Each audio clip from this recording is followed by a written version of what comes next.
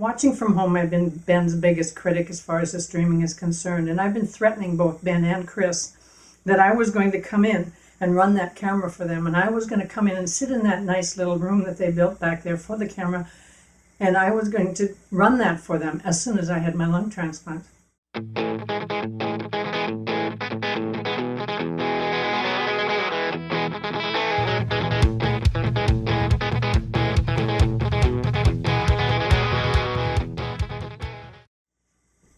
Hi, my name is Kathy Austad, and I've been a member of Epiphany Station since back before they had a door connecting the garage with the front.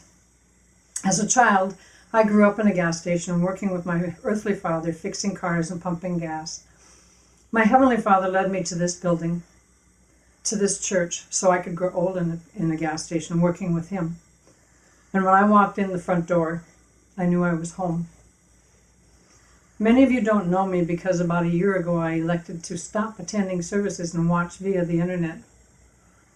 In 2010, I was diagnosed with a lung disease called idiopathic pulmonary fibrosis, and this means that my lungs cannot get oxygen into my bloodstream. This is a progressive disease, and the only treatment for it is a lung transplant. I'm on the waiting list for transplants, and I know the hand of God has been working in my life because he choreographed my doctor's appointment.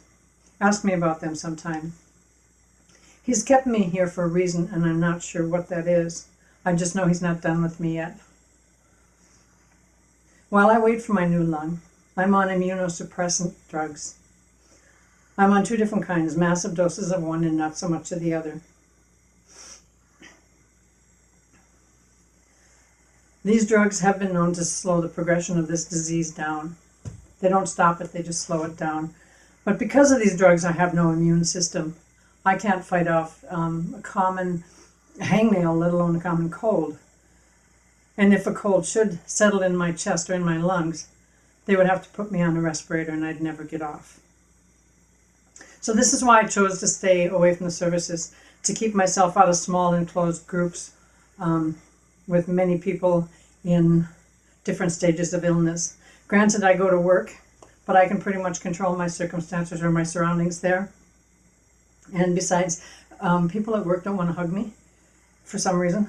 And don't get me wrong, because I do love the hugs. It's just the germs that I'm getting a little leery of.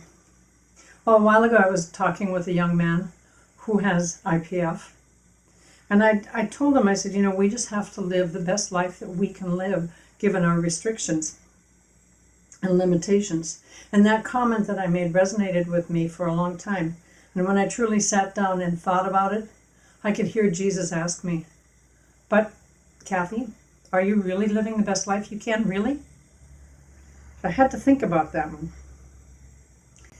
Watching from home, I've been Ben's biggest critic as far as the streaming is concerned, and I've been threatening both Ben and Chris that I was going to come in and run that camera for them, and I was going to come in and sit in that nice little room that they built back there for the camera, and I was going to run that for them as soon as I had my lung transplant. I said, as soon as I get my lung transplant, I'm coming back into church and I'm going to serve, and I'm going to do it that way, as soon as I get my new lung. Well, I could just as well have said, I'll be happy as soon as I get that promotion. Or as soon as my life settles down, I'll read the Bible. As soon as my life settles down, I'll go on that long vacation. As soon as my life settles down. As soon as I get my new lung.